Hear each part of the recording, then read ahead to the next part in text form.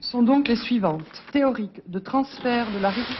Voilà, vous êtes dans la banque. Une chambre froide blindée. La banque, à la coopérative Maïsadour, c'est l'entrepôt de 50 000 semences de variétés différentes. Le fruit de 60 ans de sélection et de croisement. Alors la source, elle est là-haut.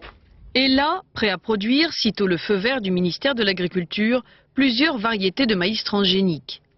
C'est un enjeu économique, en parlant en termes commerciaux, s'il y a un marché pour les transgéniques, le devoir et la raison d'être de Maïsadour est d'être dedans. Aujourd'hui, le maïs transgénique est soigneusement isolé. Une serre pour la culture, des sachets pour contrôler le mariage du pollen et des soies, d'où naîtra l'épi.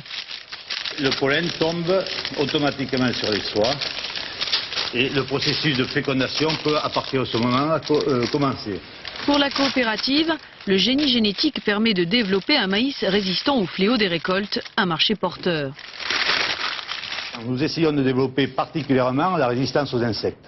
C'est quand même, on considère que c'est peut-être aussi intéressant d'avoir des plantes qui sont directement résistantes à des maladies.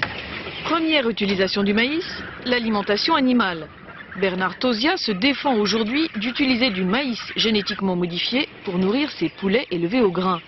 Mais il faut une distance de 500 mètres pour éviter que le pollen d'un champ ne vienne féconder les plantations alentours.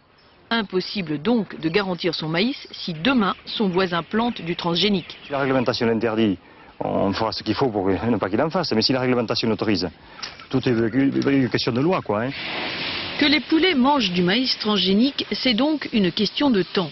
Mais à part le maïs, les poulets, même les poulets fermiers, mangent déjà jusqu'à 20% de tourteaux de soja américains transgéniques. Il faut donc que la mention figure sur l'étiquette. Nous serons amenés à étiqueter les aliments destinés aux volailles comme susceptibles de contenir des organismes génétiquement modifiés. Non pas à cause du maïs, puisque je l'ai déjà dit, le maïs, on n'a pas de culture dans les landes de génétiquement modifiés, mais à cause des sojas. Plus on se rapproche du client, plus les professionnels se défendent d'utiliser de tels aliments au nom de la qualité. Pourtant, à très court terme, poulets, mais aussi canards et foie gras seront transgéniques.